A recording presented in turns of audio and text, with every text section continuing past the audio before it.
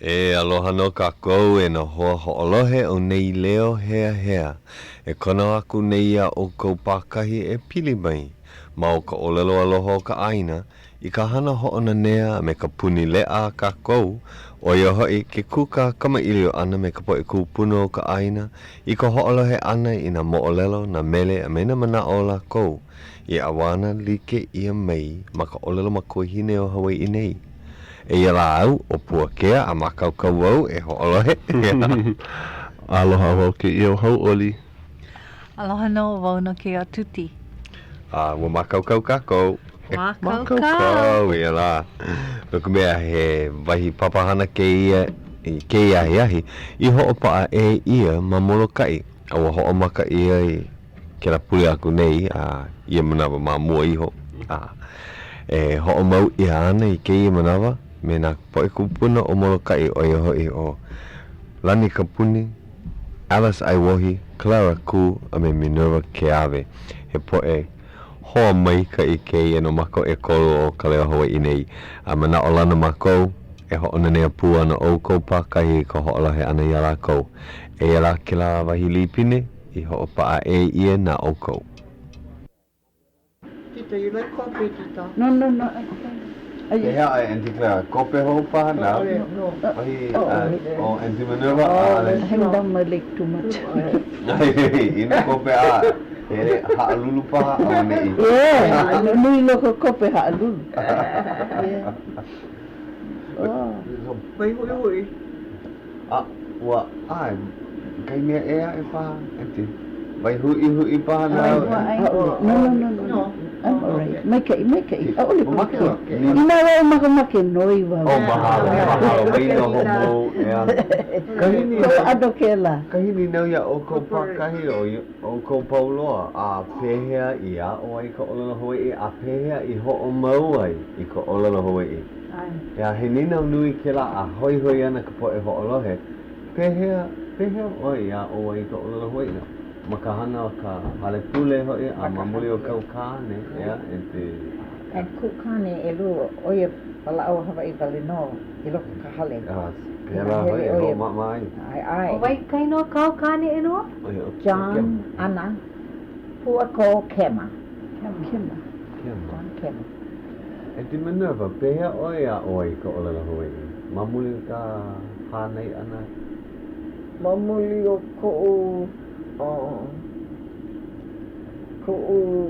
kuka na me ko'u po'okumu o ia o Stephen Petro.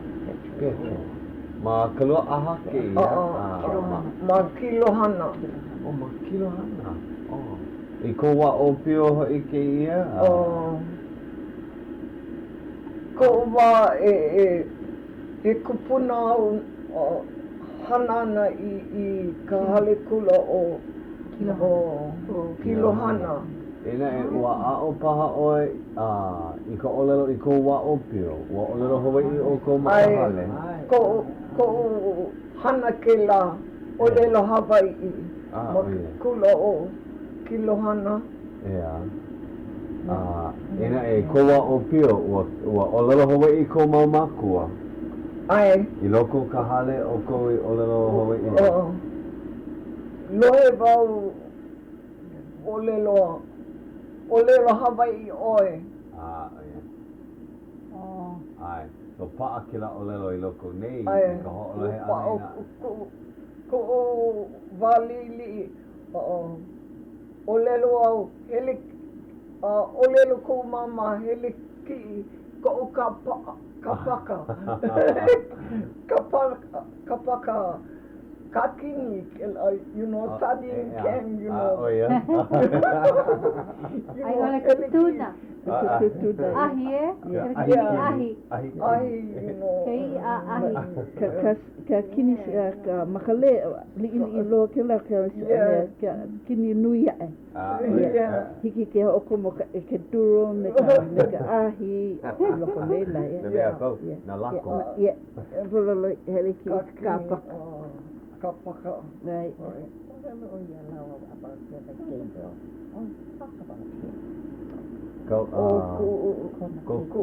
Kunani. Hana hope ea. Ai, o aloha wau, ia.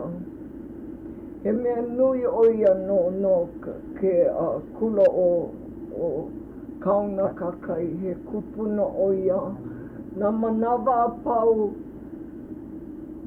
o kani kona pila. O ia, Ai. he himeni o ia nā lako. Ai, O mai koni no hope o Gabriel Laluhi. Lalu. O launa pa. Ke ale malihini loa ke lai noa, mana o. I think maybe o launa no paha o. O ia pa. No ko me hele lako I Maui, hele Honolulu. Ia. O ia pa. Ale paha o ia hele kino mai ka hala mai o ka kou. Aka aia o ia ki la hala mai mua a oko me Benny Jenkins ma. Very Leila, pera au kama aina I kona leo ma kila lipine. Nuku me na mako kakaui. Ai ia oia ki ala. Hauʻoli o ia. Ua hala. Kila makiki aku ni. Maua hana pū. Oia. Okay, bro. And hele maua kakula too. We went to Kamanawa Opipio. Oh We yeah. grew up together. Makikula o. Makakula o kuala pu'u. Ko Oh ole yeah. hua. Hele maua mai ka I olu. Aka mai ka ole lo Hawai'i. Even Kamanawa kamali I mākou. Ina hana ke ko mākou iaya. Huhu o ia mākou I ko ole lo Hawai'i.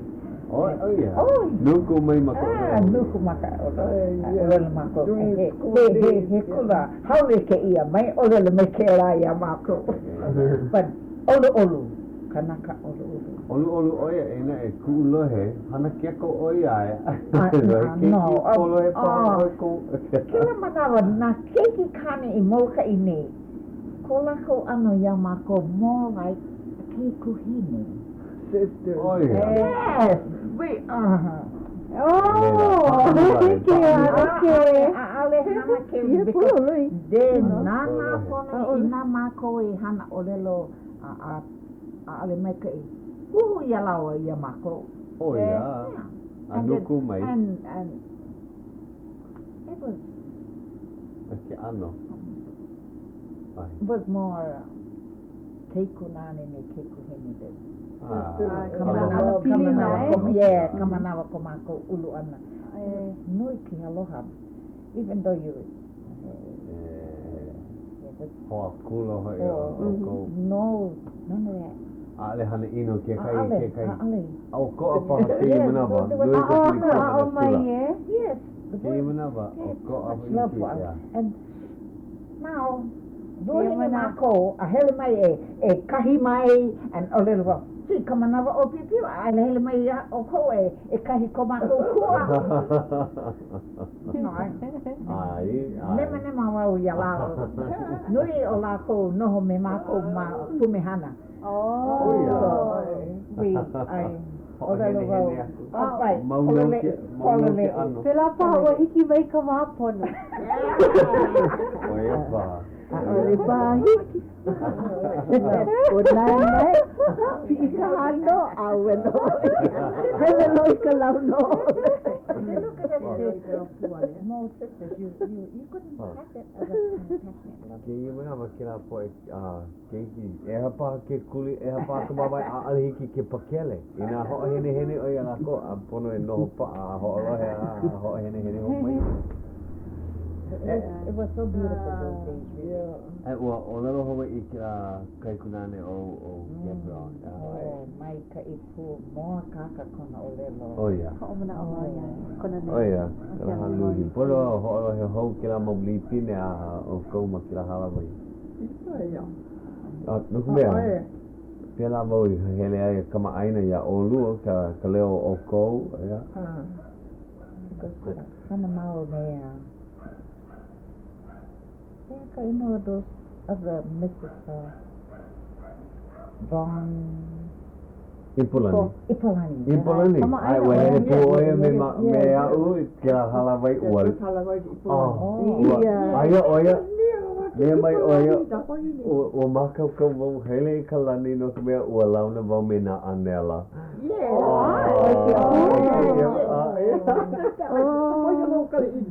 Ua nene? Ai, olu a mai ka I vale oia. Ua make no oia, hele pu mai a ka paahana oia. Keia manawa, mai ka I kanahana he mea unuhi oia, no ka Native Hawaiian Legal Corporation. Ke la hui, kokue, ka poe Hawai'i. Hana like oia me Alan Murakami. Ai.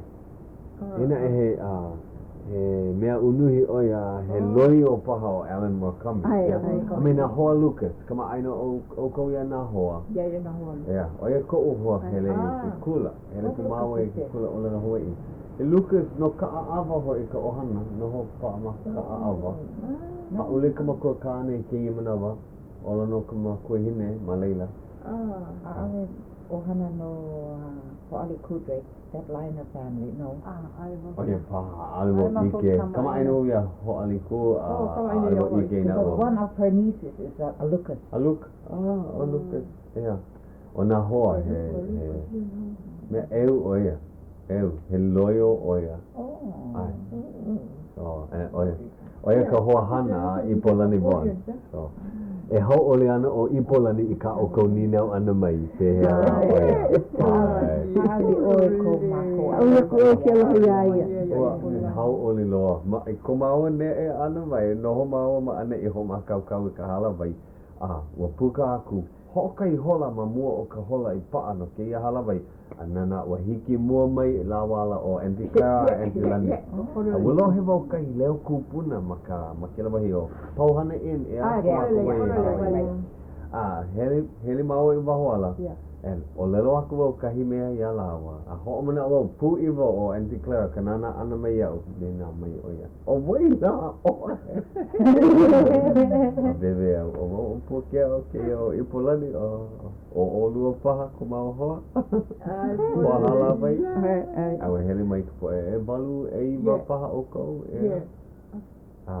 Ano lo ihi ke la hala vai ua pa'a no hokai hola e lua hola paha. Ua noho pa'a mako ma leila e kolu paha hola oi. Leila. Hoi aku ka po e kahau hale ua hele maka'i hoi mako me Auntie Lani Auntie Clara. Oia manawa ke la Auntie Lani. O Auntie Lani ke ala kai. Me mai oia maka po oia ka nano hei kui mai o kila po o maka hema oia o mea. Kila mai lele ni kala oia o mea. O kia hale maka aya ne kai hale pulu oia ka hale o mea la. O mana o ho pa'ana au oia ina huli o ke ala nui. Ke huli ki ka kai ho mana o oia ai ke kule yuka. Huli ho ki la ala nui kai ike oia ka hale o mea. Me ole ka makapo o ka maka o ka ike o ka lolo pa me nui. Ai malela ka mikini. Ai loho ka lolo. Maka na au na vahi a pau he inoa. O ea. Manei. Mana e. Every little area. Kila ke ia wahi he inoa kone ea. Like pa me ko o nei ke au nei I ka wā mā mua loa. No mua loa inoa. Loa pa kila ke inoa. E na e, nuia e pa ka helu o ka po e noho nei ma na e. Ma kila No, mana inoa. Ole nui loko po e ona. Mahuhua nui ka po e haole. Nui na po e ne e mai I mana ia. Nui na po e wai. Ia. Ka o mea e no nei nui pa ka po e kama aina. Mai ka wā mā mua loa. Ka kai kahi. Oia. O pehea la I ola I ke ia mau ino wahi. Ke ia mau wahi pana. Na vai e malama ho'o manao na o puno pahi na mo o puna. Oia pa. Ko me he mo o lelo na wahi pana pau. Ai ma kia ke ia wahi ai kai mo ola. Ki pa wau ia Deli Dubeshau ma mua. Hai mo o lelo oia. Ai mai ka I oia. Hiki mai ke ia manawa mai ka I oia. Aole mai ka I. Ano poina. O mana o ano poina. Ia ai oia loko ke la haukupila a lui hele me nei. Oh, Moloka'i. Ia Moloka'i. Oh ia, Ai, ia oi, ka oi, hale oi. kupuna maka au. Aia kahi ke ena kupuna ma Kupuna, leila. ia. Ia. Ia. I leila ho i kona ana kala ko manuwai. Ana kala no ho ia ma leila. O wai kone Elmer. O Elmer Wilson. Oh, ai oi loko leila. Ai. Yeah, Uncle Elmer. Oh, Uncle Elmer said Oh. O lela ho i o ia. Ai, Oh. Kama aina o ko ia. Yeah. O mana o ho i mako e kipa ia ina ka awale. Yeah, loko mana o ka awale ia pulu le. Hiki. Oh ia. Uncle Elmer. Yeah, he just Elmer. comes out of the house. Yeah, I know. You know. But ai o ia ma leila ki mana. Ai kahale. Ua puka. Oh, ho i mai o ia ka hale. Oh, mini ina ua ike ua kono ia o ia hele mai ke ia la. Because Yeah. because last week Wednesday we went to visit and that day we had to go home to the hospital. Ai he kono wahi noho. Money. Oi, na pia. Noho lai hoa nei. Oh. Ega ki ia. Hiki. Well, kele pono mua. Mana ava au ai. Aia, kele. But ko a o wale lo. Ma i paha oia. Oia pa ki kumi kumai loko ko aha kopi. Well, yes, he'll make a cake my No, you won't get better for you. Ko a oia ka pohi a pohi na i. So hopo ki kai mehine o puhi ia ka hale. Right. Ina e. So he just sent him home Wednesday night. Hoina, e nā vai mālama ia ia maka hale? Oia pale no. Oia. Oia pale no. Noho ho'okahi oia. Oh, aloha no. No, ko i ke ka mahina mo ka me. A pea, ho'o mahi.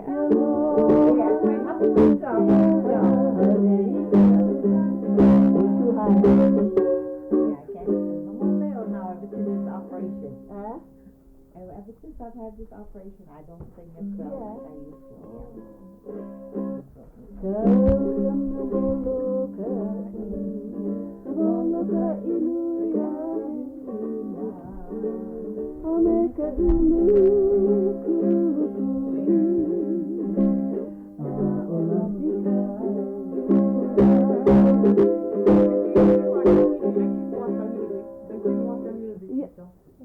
Oh. Yeah, but it's that in the hand. Sorry.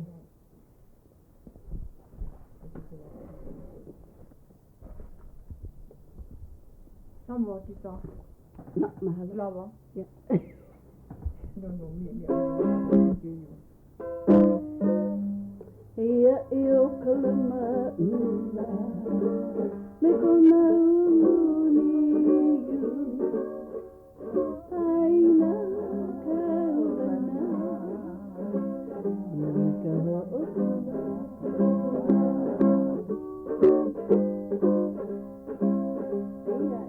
Ia o kalama ula.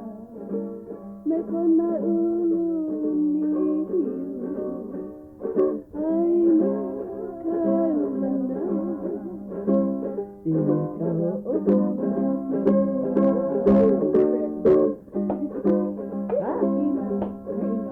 Aina mai kawana. Moloka'i ya hina. Ika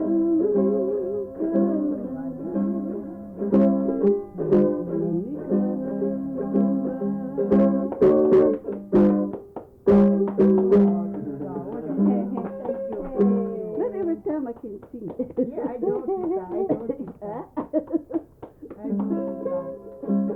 Oh, this was amazing. This for Auntie Clara. Her love this song. La oh que piulua ali vai baka helele ikiala e puta ya la la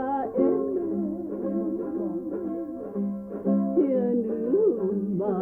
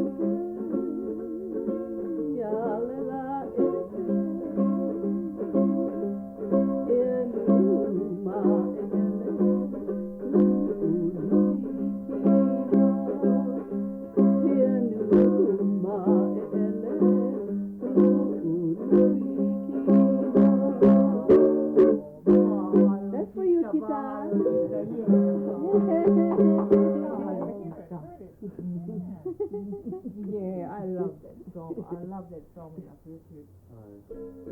Who's the composer now? Who's the girl? Who's that? Diane Diane Aki. The State of Hawaiʻi sings that song, yeah? Yeah, that's right. Ma ke la pa leo ana I ho pa ai e ke lehi me Diane. Yeah. Ke pa leo mea kaliki maka. I think so, yeah. Auntie Diane, yeah. Ai, Diane Aki. Ni noi wau ia ia he a kamana o ke la mele. Yeah, what hokahi manawa. He kai ho he I milo li'i. Yeah. I milo li'i. Komo ko kai puni ke la wai, yeah. Kamanawa ho ka kai ke alala nei ke ipo kamali paamala ko po haku yeah. A ole wahi ki ke hele. Ki I ka lole ho kamali ko pai ki hele. A ole ho me pau I ka kai ka lawe ia. Yeah. Yeah, la ele. Yeah, La mele. Okay, yeah. Kila mele au I ni ho ne wala Yeah. Nune mako I wahoala o wai ke la leo e hineni ne. Until I know it's my favorite song. Yeah. That's Auntie her. She liked that song. When Auntie Diane, she mani oia. Kaya kula de. La elima.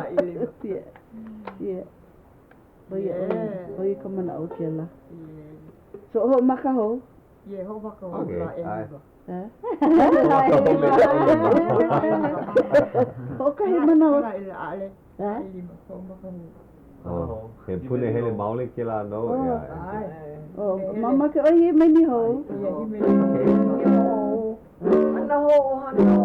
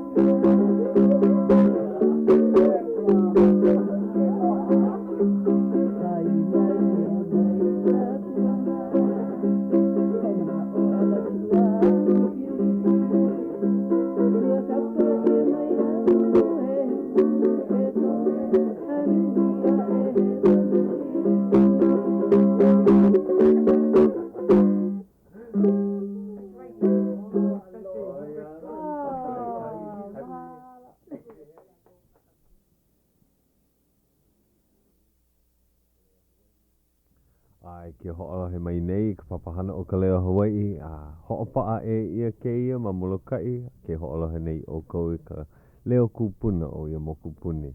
E ho'omau aku kākou. Ai, mahalo ia Grace Pacific no construction ke kako o ana mai. Ko wali ile ua kapa ia tole. O nuia e no Mai hea la ke iwa hei ka aka Lilo wanda ke ia.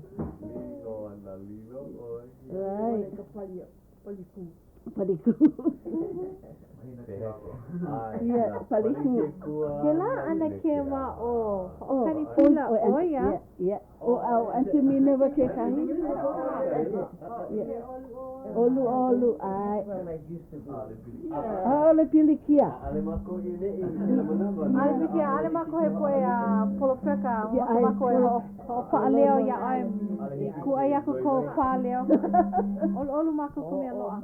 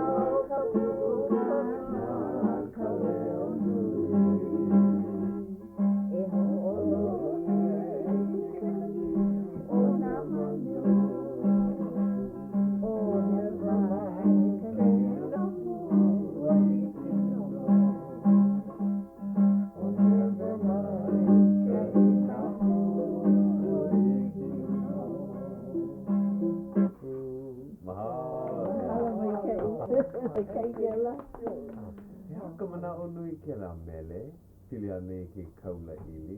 I think he mo olelo ke la. He mo olelo ke la. Ho, oi ke la kanaka sprout. Yeah, nana ke ia mele. Nani haku I think. Nani haku. Aole. Na kona o hana pa? In Moloka'i. Yeah. Mane I mahe muai, ma Moloka'i nei. Oh. I thought was Oia ka mai ho pa'aleo I ke la. Ma popo I ke la. Ai ma ke la lipine o na mele paniolo. Yeah. Oh yeah. He mele paniolo no ia, ya. O ma kaula ili hopu pahe kai pipi.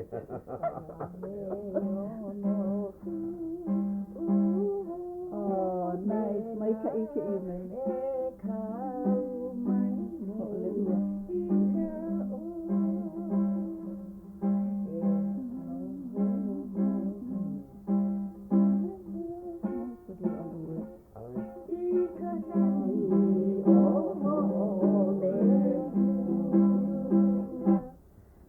I don't know how to play it on the ukulele. Ku'uhome no homai I ka olu akama I think you were asking me that. Ia mai e ka no akama kani no homa Pu'ila ia uka iu I ka pa kolona he aka Aheo no mela e kau mai nei I Oh, that was composed by Hans Skinny, and I learned it through him when I went to Kanahele school. Oh, yeah. Yes. That's a nice song. I A'alevo kama aini ki a'alevo I know.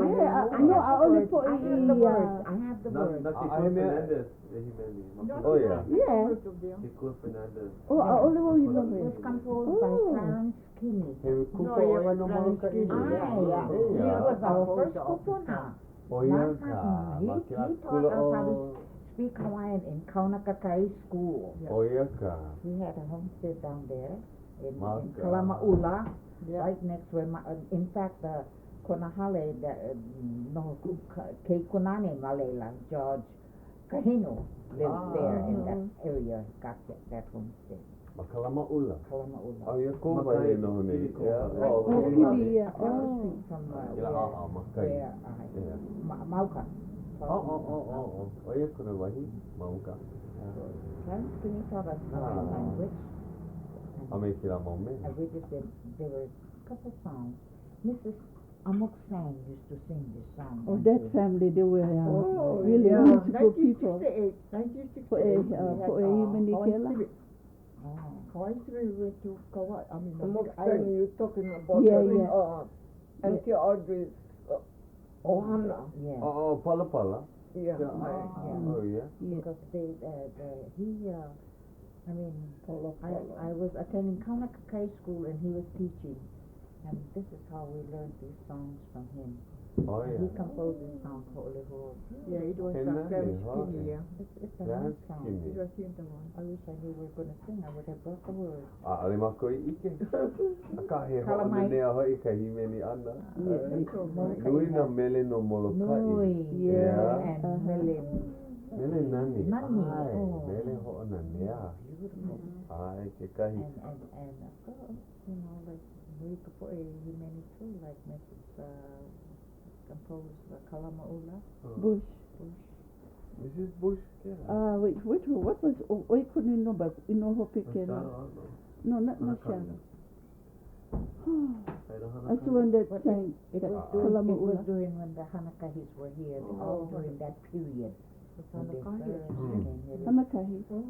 Yeah. Kalama'ula. Oh. Kalama'ula was a Dudoa girl. Hannah Dudoa. Hannah. Dudoa. She was the composer. Masila's daughter. Masila. Masila. Oh. She was the composer of that song. O kela ino o Kalama'ula. He mo'olelo ko kela I think so, yeah. I think so. Wa helu wa wahi mo'olelo pokole no kela wahi. Pili ane ki aloha kai kamali'i wahine me kai maka'inana. Hako o Kalama'ula. Ai, pili po haku o Kalama'ula kone. Yeah. Kai mo'olelo. No leila mai kila mo'olelo. Because isn't that where his homestead was? Masila, auntie? Yeah. Kalama'ula? Kalama'ula, the state, yeah. And that Pohaku is still there because Kera Pohaku me kera lima malu na. Yeah, ali ki ho'o nei. Yeah. Wa pa'i ki ala nui. Right. Lele wa puni ki ala nui o ia. Oh yeah. Yeah, one of my Ike-in-law lives there. Her homestead, Mrs. Arakaki. Yeah, that's what she did. Pa'ala ko ho'o nei kila po haku. Oh, they did. That's right. Then I came back again. Oh, yeah, kai. Pa'i mai. Pa'i ka po haku. Pehea i ho'i ei. Hana ho'o Kalama'ula po kera. Hoi, mai no baka au maku male. Mama kila ko kila po haku makono wahi pono i. Ololoi. He ahua pa. He ahua male. Yes. Le pono e ho'o ne. Pera hoi kai po haku mau ahu. ho'one e ke au puni I hiki ke kukulu ke alanui kakaiaka e ua ho'i mai ki la poa I leila ho'i a hiki mai ke imawa Ke la alanui ma halava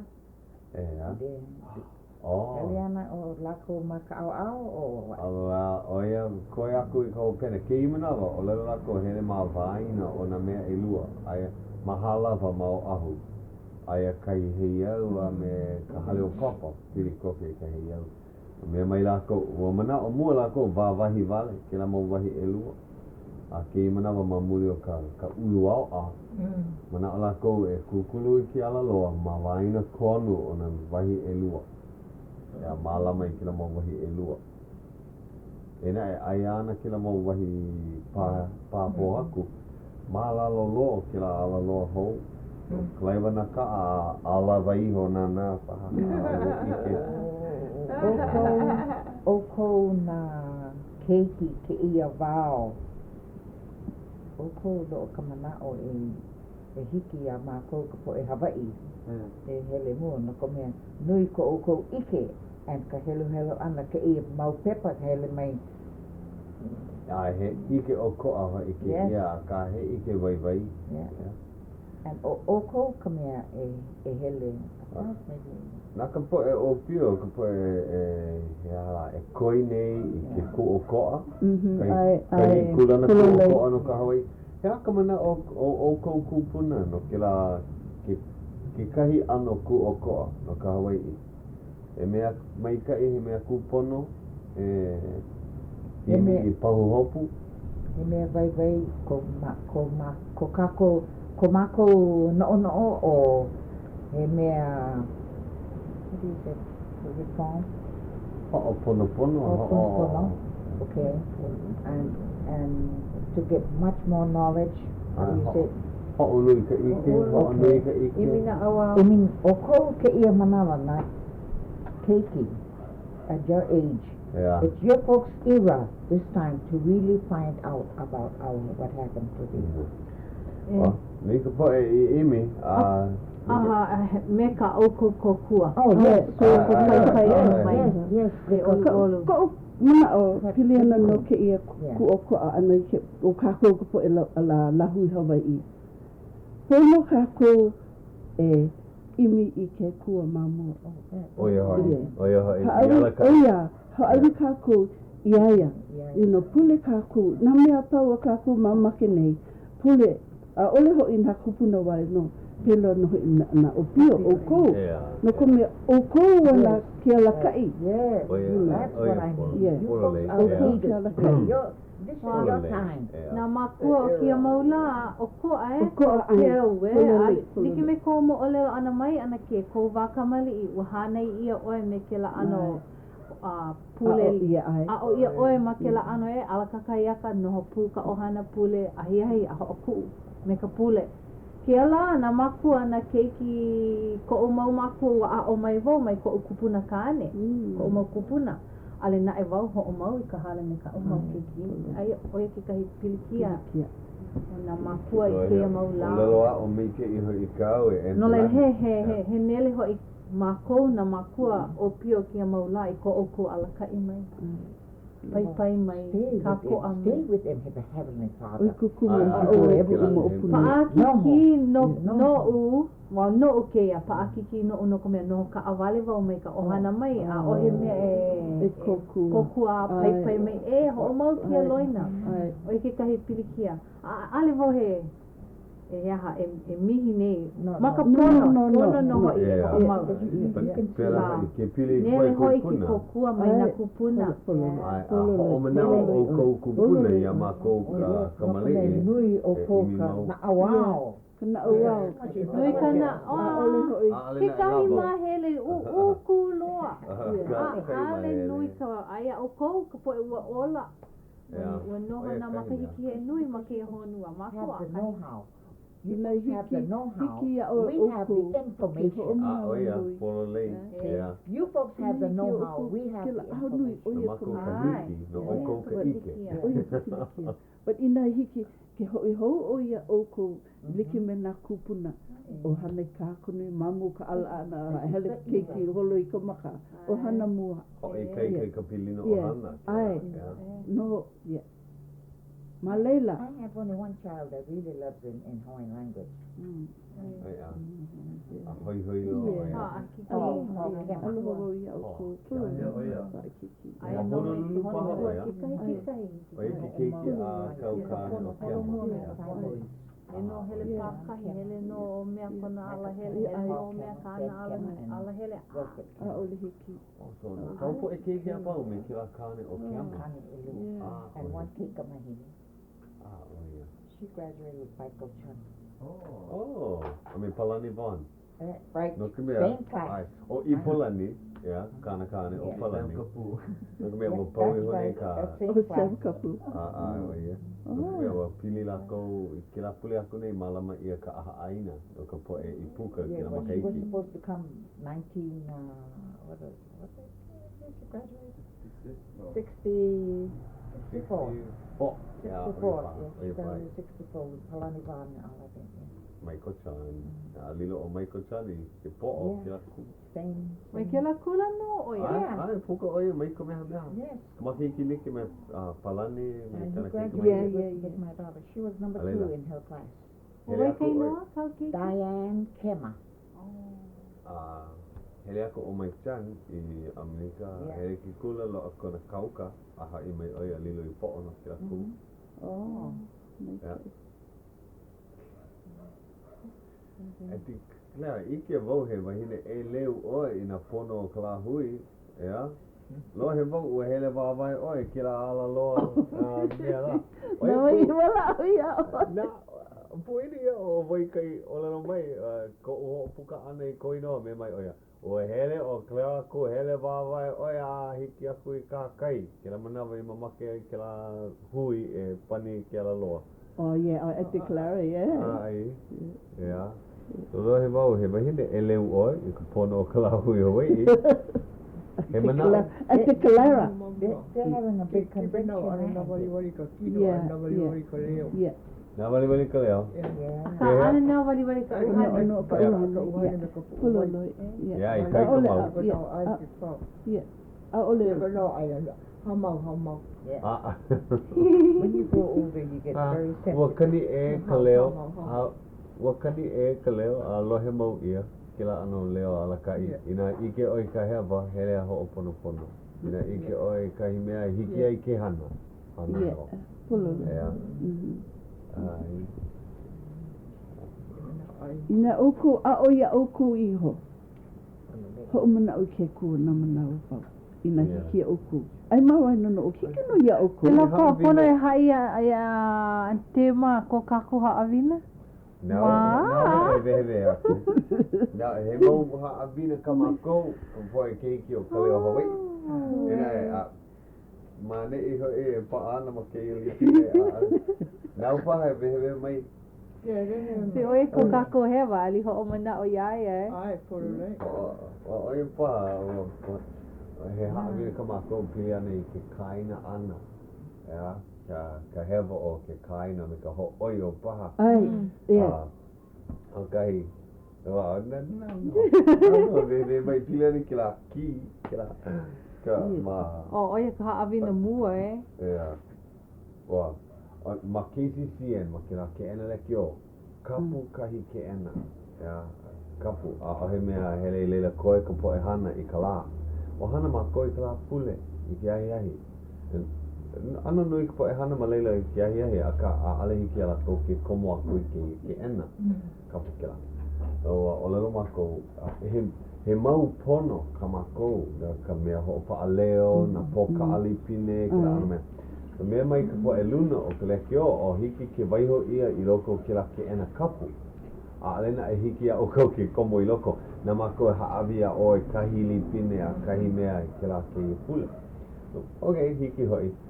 I ka hopena, kaila, hele aku mako I leila, aia ka wahi, e ka kaleana ia mako. Ai loko ke la wahi, aia ke kai mau leka no ka hana ma leila. Aia ke ki no ke la ke ena, me ka olelo o. Na o kou e malama, kauka I vale, hilina I vale mako ia o kou e kolu, mako e kolu o Hauʻoli o Tuti a me au. Loa ke la ki a kaina aku o Hauʻoli. O lelo oia, nana, o mako e kolu wale loko po e hilina I ia ma ke I wahi. Kupono paha. Kupono paha. He kanaka pono kako e a, ua ai maua o Tuti. O ai, hana pono, ale mako, hana ka kaina puno. Ua kaina pu, nā mako e kolu ka hewa. Whakomo o Hauʻoli ke la ki loko ka puka. Komo aku mako e kolu I loko ke la lumi. Imi e kamako maupono I loko o hoʻokahi minuke ua lilo ke la ki lilo vale imi nina mo ia no ke ana mako ka huli ma o ma ane I no ke la ki ale nai I loa hoʻokahi vale no mea mako I loko leila kai pahu o nā poka a lipine so ua imi hoʻokomo o Hauʻoli nā lipine I loko leila. A leila nina wau ia I he kiki. Me mai oia o mane e huli oia a walilo. Ahe ki. Imi hele mako. Lea o hoʻomaka e imi vale a leila. I ka ike ana. A ole ia mana wahi a mako I hele ai. A ale ia I loko ki la pahu poka a lipine. Huki ia na lipine a papa. A hele I loko. Imi ia I loko o nā paiki a mako. I loko nā pākeke o ka lole. Haha wau nā pākeke o Hauʻoli. Nā ui imi I loko kana paiki. Nana oia I loko kupa. I nā wahi a kolo mako ma ka moina bele beka. Imi ke la paiki. Ea manawa no wa ike mako a ue hewa ka mako hana kaina vale. Kaina vale. Mua poini a mako. Kaina. I ko mako o lelo ana, na mako pa ka hewa nana, ale mako huli iki loko ke lumi, a lilo ke la ki, a huli ho aku o Hauʻoli. I ke la pahu I loa I ka poka alipine, a wa imi ia e lua e kolu manawa I loko lena.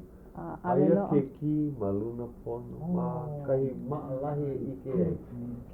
Ai wa mana o tima, nana wa mihi mako, loa ke la ki.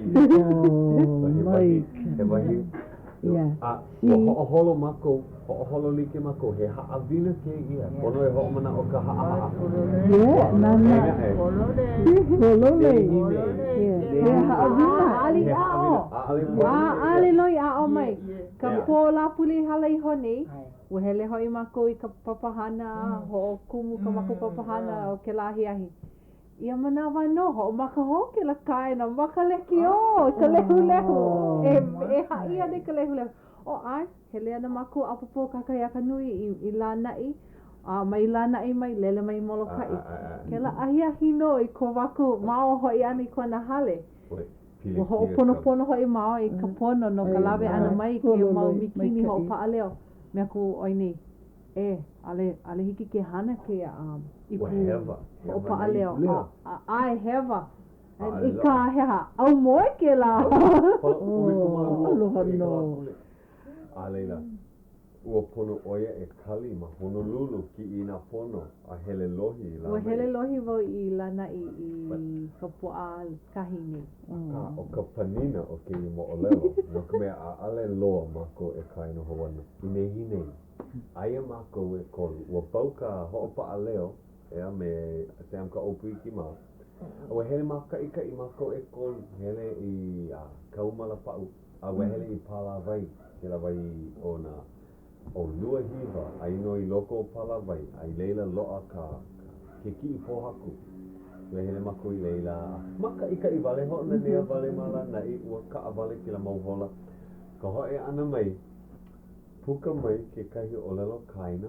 Mai e ke o lelo. Nana he kupa ho I ka koki I manawa ia lana I nei. No ka mea ua. Hoʻomaka wau e haku I ke ia ano o lewa. Ai nana ua. Ua ike ia o kaumala pau.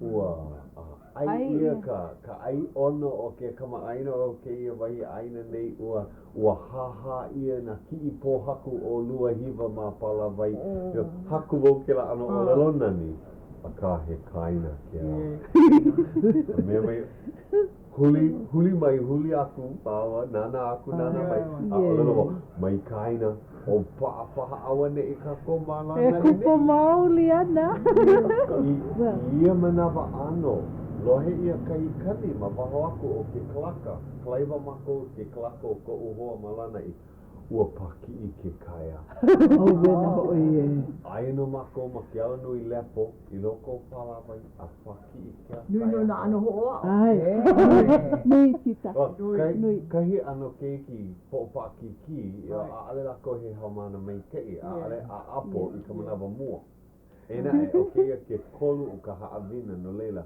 ua apo mana o haa bau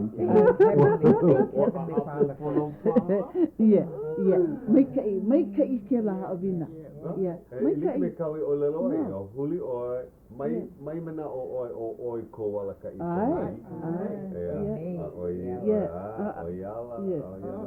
no ko mea na ke kua awa poina paia ma ko nei well o piu piu ka manao mahalo o piu piu no ina o piu piu ka no o ka po holo mua a ole ku nana a ole ku nana o mana au e ha pono paha ke I a ole paha a ole no ke po a ole o nana inu na ke ku nani hana mai a oe nana ha o mai ke a oe ka ike ka na awa o na pono a pau mai ke ku pono oe veho ia o oe koukia oe ke koukia ala kai ia oe veho oe mana olana mana olana mana o I o kau kai oe ke ku a Puakea he haawina no a ole oe ho oio ina o maka oe ho oio a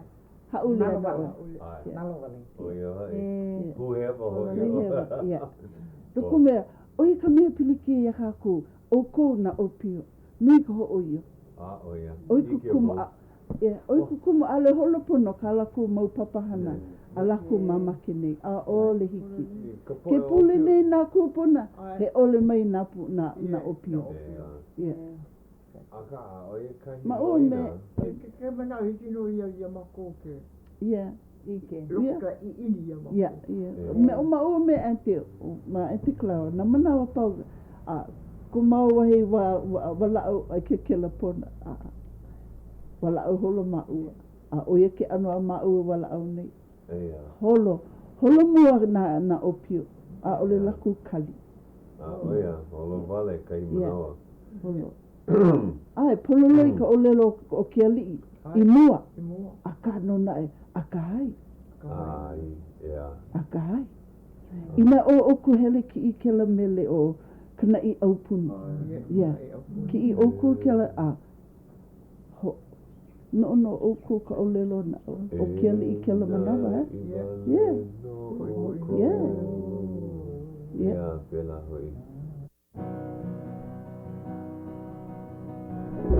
Ko pena o Filipine I ho o paa ia ma Moloka'i e ka mahalo e ko e Kupuna I ho o kipa mai ia makou o I hoi o Clara Ku o Lani Kapuni o Minerva Keawe a me Alice Aiwohi a mahalo hoi a Sister Ku hoi nana e ho o kipa mai me ka mea ai ono loa e ho o mawana ke ia e ho o mawana o Ka Leo Hawaiʻi ke ia mua aku pau hoi ke ia mahele o na leo Moloka'i aloha no Hui ho, aloha.